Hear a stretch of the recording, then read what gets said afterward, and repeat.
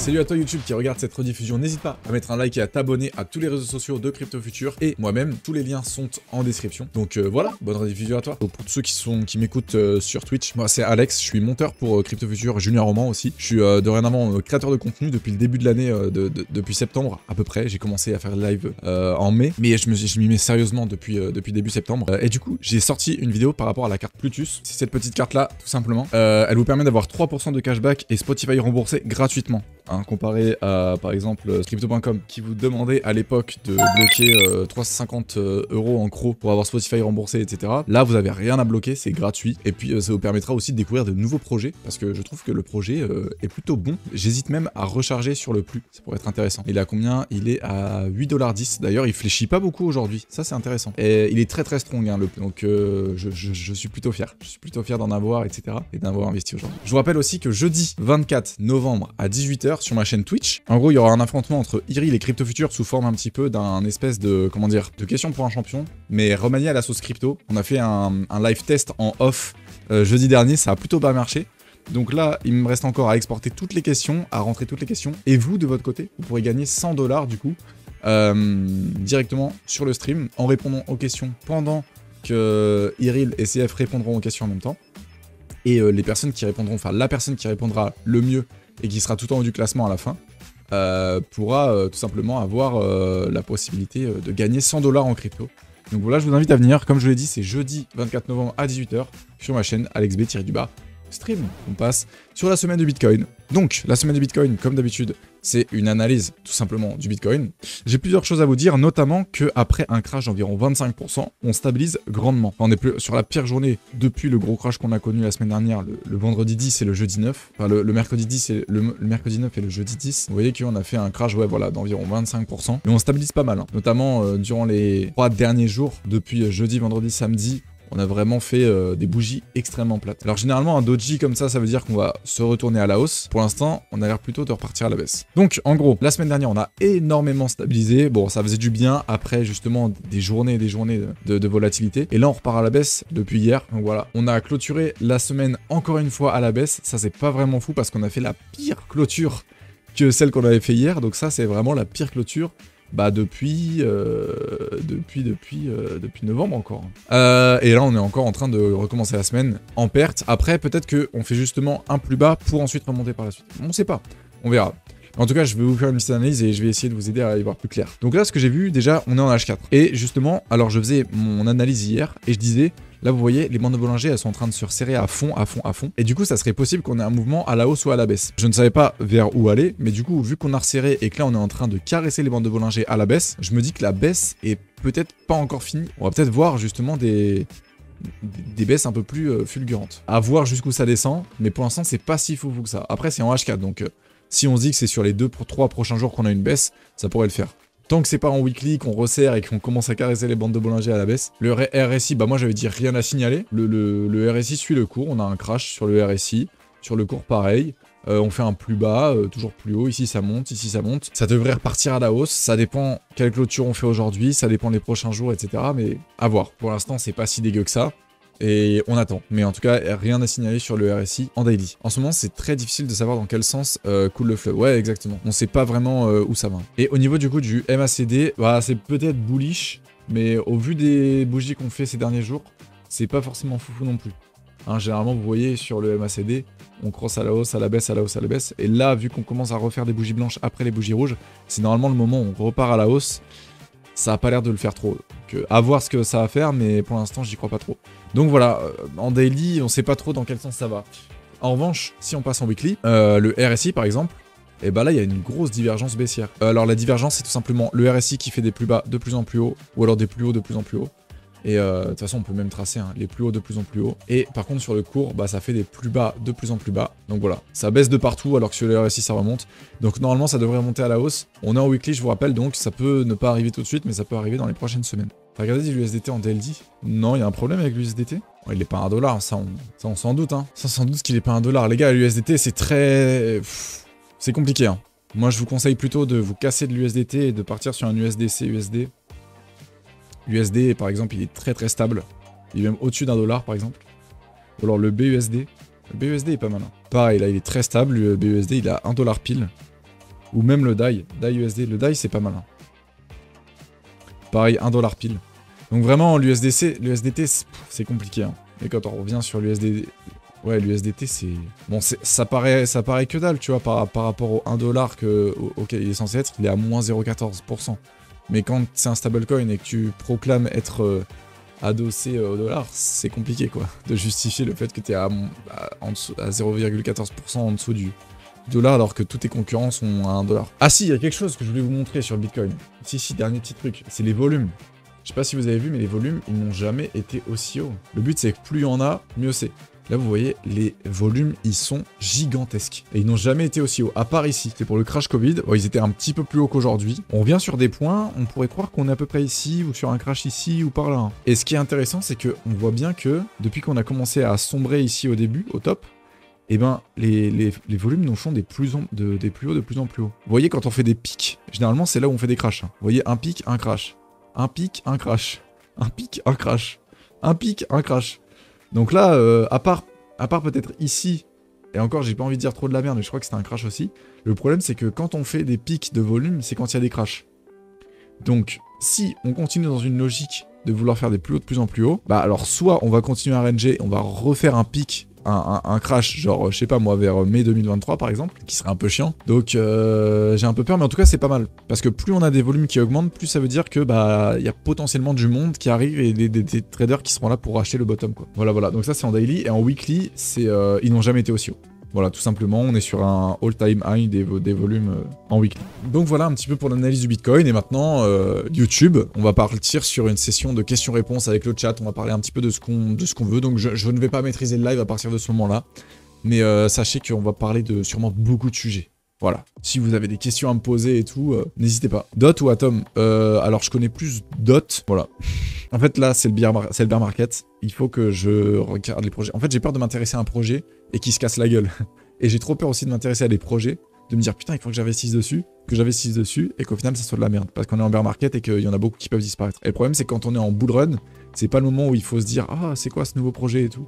C'est le moment plutôt où il faut se dire ok, les bases que j'ai appris durant le bear market, là faut que je revende, faut que je commence à revendre. Yo, ton ressenti sur la régulation qui se dit stricte d'après Biden, t'as pas peur que les vieux croutons qui dirigent ce monde partent en croisade contre le Bitcoin, car ils y voient une menace? Donc, mon avis par rapport à la régulation que Joe Biden annonce assez forte. On entend les crashs du Bitcoin par-ci, crash du Bitcoin par-là, on entend le Bitcoin dans un plus haut, oh le Bitcoin il est un plus bas depuis telle année, machin. On entend tout le temps ça, et à mon avis, pour les personnes qui sont pas dans le crypto, ils se disent juste, c'est un truc de spéculation débile, ça me part à la hausse, ça part à la baisse, il y a personne qui va dessus, ça sert à rien les crypto-monnaies. Et donc pour moi, ils voient ça d'un œil, mais c'est tellement petit la crypto-monnaie qu'en réalité, je pense pas que ça soit une priorité pour eux, tu vois. Je pense qu'ils sont plus intéressés par leur crise, le taux de chômage en ce moment et tout, plutôt que aller réguler les crypto-monnaies et tout. En vrai, on s'en bat les couilles. Mais en fait, ils disent ça, c'est simplement par rapport aux élections. Parce que en fait, si Biden dit, moi, j'adore les crypto-monnaies, et bah il y a peut-être une plus grosse partie de son électorat qui va dire ah ouais, il aime bien les crypto-monnaies, bon bah je vais aller vers Trump qui aime pas les crypto-monnaies, tu vois. Peut-être que la petite partie des cryptos est plus petite que la partie de l'électorat qui va se casser pour aller vers Trump, tu vois. Donc il est obligé d'avoir un discours comme ça. Les États-Unis se réclament comme un pays hyper libre, tu vois, et donc ça m'étonnerait qu'ils veulent bannir le Bitcoin parce que justement ils se proclament comme un pays libre et que quand t'es citoyen américain, t'es libre de faire ce que tu veux, et si tu veux avoir des Bitcoins et détenir des Bitcoins, tu as le droit. Donc pour moi, ça serait un peu bête de leur part de bannir le Bitcoin, tu vois.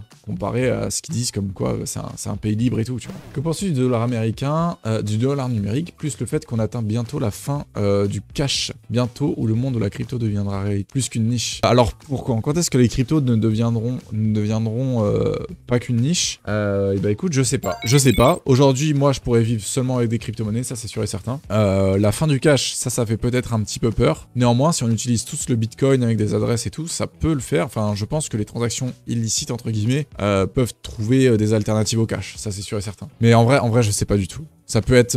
moi, quand on était en bull run, je voyais ça à maximum 2-3 ans. Là, maintenant qu'on est en bear market, je vois ça plus à maximum 5-10 ans. On verra bien. Et CF, il avait un bon raisonnement, et je pense qu'il a un peu raison. C'est le fait que, par exemple, tu vois, vous voyez ce bull run, vous voyez bien, alors ceux qui connaissent pas trop les cryptos, mais vous voyez bien qu'il y a des cycles. Et on fait un pic, bear market, on refait un pic, bear market, on refait un pic. Là, on est en bear market et on va repartir sûrement après le halving. En gros, là, il disait que ici, c'était le bull run des particuliers. Là, c'est le bull run des entreprises. Et là, ce sera le bull run des États. Et si les États ils commencent à se mettre sur le Bitcoin, ça pourrait être intéressant. Donc la fin du cash, je sais pas exactement. Mais je pense que d'ici 50 ans, j'aimerais bien voir à quoi ressemble, parce qu'en 50 ans, il peut se passer beaucoup de choses. Hein. Vous savez, il y a 50 ans, alors je veux pas dire de la merde, hein, mais je crois qu'il y a 50 ans, les cartes de crédit, ça existait même pas encore, ou alors c'était très précoce. Et dites-vous qu'il y avait même pas, à l'époque, c'était que du cash. Partout. Pour tirer de l'argent à la banque, il n'y avait même pas de distributeur. Ou alors il y avait des distributeurs, mais il n'y avait pas de carte de crédit, quoi. Il n'y avait pas internet, il n'y avait pas tout ça. Donc dans 50 ans, vu à la vitesse à laquelle ça va, peut-être que... Enfin, je sais pas comment ça va se passer, quoi. En normal, ça fait peur, on a l'impression qu'il va redescendre à zéro, tu vois, le Bitcoin.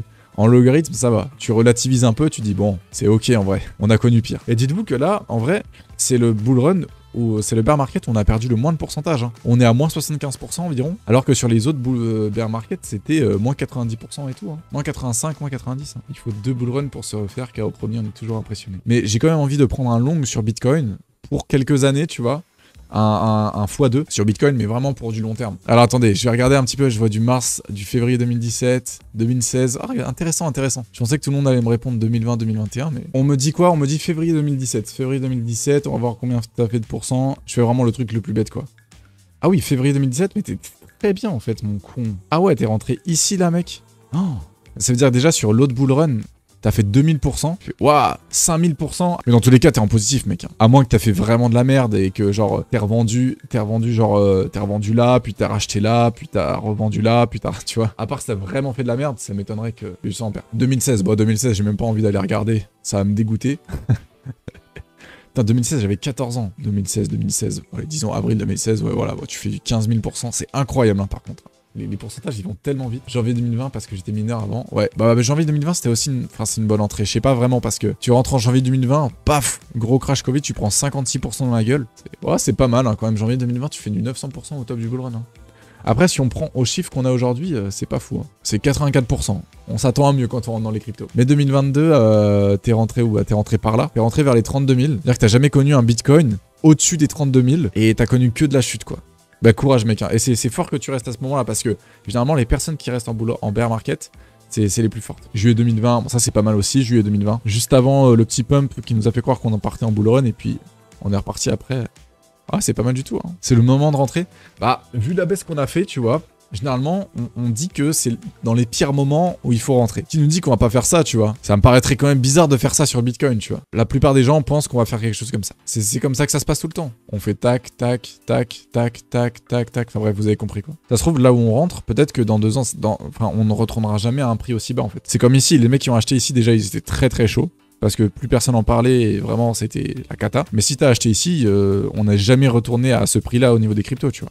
Donc quoi qu'il arrive, t'as toujours été en positif. On n'a jamais eu le Bitcoin en période de crise ou en période de hausse des taux. Donc là, c'est un peu un test. Hein. Le Bitcoin, la seule grosse crise qu'il a connue, bah c'est... Il a même pas connu une vraie crise. Hein. Donc ouais, là, en orange, ce que vous voyez, c'est le S&P 500. Et donc en réalité, la seule vraie crise qu'il aurait pu connaître, le Bitcoin, parce qu'en fait, Bitcoin a toujours évolué hors. Et donc là, bah, on a eu la crise, par exemple, ici, je sais plus à combien c'était, mais en gros, ici, on a eu la crise...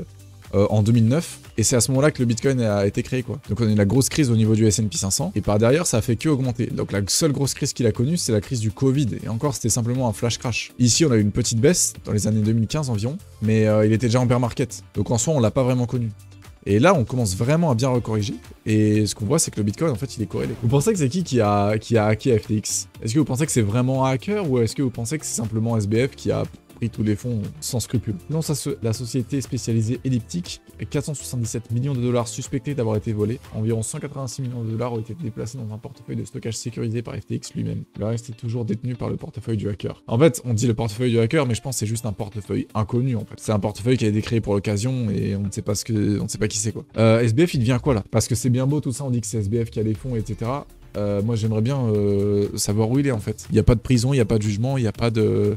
Il s'est fait interroger par le FBI ou la CIA, je sais pas quoi. Et en plus, apparemment, le gouvernement des Bahamas, il serait lié à ça. Bizarre l'ambiance, hein. Mais ce qui est bizarre, c'est que ils ont suspendu les virements, enfin les retraits, et pourtant, ils avaient quand même encore des fonds, tu vois. Ils avaient quand même 488 millions de fonds. Ils peuvent proposer, ils auraient très bien pu proposer, bon bah, on n'a pas vos fonds, mais on peut vous proposer de récupérer 10% de votre portefeuille chacun. Tu vois, au moins, ils reconnaissent leur faute, ils laissent les mecs partir, et puis, voilà, l'histoire est terminée. Oh, merci Cryptologique. Ça fait plaisir. Salut à tout le raid. Salut, est-ce que l'assainissement des cryptos aujourd'hui... Et Crypto Plus qui offre 10 abonnements, incroyable.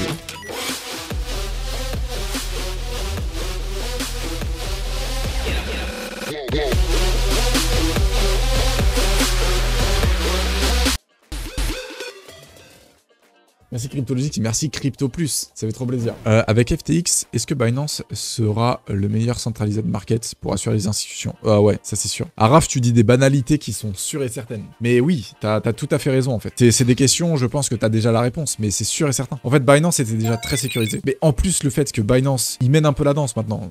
Binance, c'est un petit peu le Bitcoin des exchanges centralisés. C'est-à-dire qu'en gros, vous voyez, sur les exchanges centralisés, enfin dans les cryptos, dès que Bitcoin baisse, la plupart des autres crypto-monnaies baissent. Dès que Bitcoin monte, la plupart des autres crypto-monnaies montent. Si Bitcoin a un problème, les autres crypto-monnaies, elles auront un problème aussi. Et donc Binance, c'est un peu pareil. Binance, ils mènent la danse. C'est-à-dire que là, ils disent, on va faire du proof of reserve. Ça pousse les autres exchanges à se dire, putain, le premier exchange dit qu'ils vont faire du proof of reserve. On doit s'aligner avec eux. C'est que si demain, Binance, ils donnent un nouveau service, par exemple, à leurs utilisateurs, et ben les autres, pour pas être à la ramasse, ils vont devoir avoir aussi ce service. Ils vont devoir proposer ce service. Si vraiment les exchanges commencent à montrer leur vraie adresse avec des preuves, etc., c'est bon, je pense qu'on sera assez rassuré, tu vois. Là, ils ont montré une preuve, mais c'est provisoire. Mais c'est le début, et ils vont montrer d'autres choses dans les prochains jours. Après, je pense, moi je l'ai déjà dit, hein, mon avis, mais je pense que CZ, parce qu'on parle de CZ là, CZ, le PDG de Binance, il a pas mesuré, à mon avis, l'ampleur de son... Je pense qu'il savait que FTX n'était pas très clair sur ses finances, Alameda aussi, etc. Il s'est dit, on va dump nos FTX, ça va peut-être faire mal un petit peu au FTT et tout. Je pense qu'il avait prévu... En gros, vous voyez, ici, c'est à partir de ce moment-là, ici, il a lancé un tweet, la crypto était au risque. Derrière, bam, le cours, il monte un petit peu, parce que bon, dès qu'il y a un gros acteur de la crypto qui commence à parler, met des tweets un petit peu bizarres comme ça et tout, on se dit, ça annonce sûrement quelque chose de bon. Bref, il y a eu un petit pump, sûrement à cause de son tweet. Par la suite, il a annoncé, du coup, qu'il allait dump les FTX. Et petit à petit, les gens ont commencé à se poser des questions, et là, ça a vraiment crash. Et donc, je pense qu'il avait prévu cette première partie. Il s'est dit, bon, je vais faire souffrir un petit peu le marché. On est redescendu à 19 700, c'était pas fou non plus. Attendez, parce qu'il y a plus beaucoup de graphiques qui proposent le FTT. Ça, c'est quand même compliqué. Il a pas mal dévissé, mais on est quand même arrivé sur les 15 $. Il est descendu de 22 à 15 $. Donc, il a fait moins 30%. Il s'est attendu, je pense, à ça. Mais je pense qu'il n'avait pas prévu ce qui allait se passer après. Et ensuite, on a appris que FTX avait des dettes, qu'ils n'avaient pas tout remboursé et tout. Et à mon avis, ça, il n'avait pas calculé ses aides. Pour moi, il avait calculé que cette première partie du plan. Jusqu'au peut-être au rachat. En fait, à mon avis, il s'est dit, on va faire mal à FTX pour montrer que c'est des guignols. Et par la suite, ça a complètement crash. Ils ont vu qu'il y avait des dettes, etc. Et le Bitcoin, il a atteint les 15 500. Mais je pense qu'il n'avait pas calculé le reste. Après aussi, pour Binance, d'avoir des FTT, ça devait pas être forcément très fou. J'en ferai peut-être une vidéo un jour, mais moi, ce que je fais, c'est que je sais qu'on pourra jamais voir dans 10 ans ce qui se passe. On n'aura jamais une machine à voyager dans le temps. Ça n'existera jamais. Désolé pour tous ceux qui pensaient, mais si on avait déjà inventé la machine à voyager dans le temps, on serait déjà revenu dans le temps pour justement nous annoncer qu'on avait créé la machine à voyager dans le temps. Mais en gros, moi, ce que je fais, c'est que je me filme tous les ans, vers le 10 mars, j'ai commencé en 2020, au moment du confinement. En fait, je me suis dit, il faut que je documente ce moment parce que c'est quelque chose d'inédit et je pense qu'on le reverra, on le revivra plus. Et donc, j'ai documenté un petit peu où est-ce que j'en étais dans ma vie au niveau du confinement en 2020. Et du coup, je me suis dit, putain, mais est-ce que je pourrais pas faire ça tous les ans? Et genre, quand j'aurai 30 ans, ou alors genre 20 ans après, quand j'aurai 28 ans, et ben je déballe toutes ces vidéos pour voir comment j'ai évolué, tu vois. C'est ma manière à moi de voyager dans le temps et je sais que ça sera absolument incroyable. Je n'aurai pas les réponses aujourd'hui, j'aurai les réponses que plus tard. Mais le fait de me revoir, me poser ces questions, je me dirais, on a quand même bien avancé. Mais j'ai trop hâte, j'ai trop hâte. Après, d'un côté, j'ai pas trop hâte parce que j'aime pas voir le temps passer trop vite. Max Style, c'est chose que tu dis. Il y a que le BNB qui peut dépasser les deux autres, car si Binance arrive à faire une monnaie numérique, on pourrait payer dans la vie de tous les jours. Bah, je suis pas vraiment sûr, parce que si Binance prend de l'ampleur, les achats de Bitcoin prendront de l'ampleur aussi. Donc Bitcoin et ETH vont forcément augmenter, tu vois. Mais t'imagines, si Binance a le monopole, c'est-à-dire que Binance serait même limite plus puissant que certains États, tu vois. Là aujourd'hui, Apple est plus puissant que certains États. Binance serait plus puissant que certains États, ça fait quand même peur. Et non, pour moi, c'est pas possible. Sur ce, YouTube, merci d'avoir regardé cette rediffusion. C'était Alex. N'hésite pas à t'abonner et à lâcher un like sur cette vidéo si elle t'a plu. Ça nous supporte énormément. N'hésite pas à venir nous voir. On est en live tous les lundis à 9 h et aussi sur tous les autres streams de la chaîne de Crypto Future. À la semaine prochaine. C'était Alex. Salut!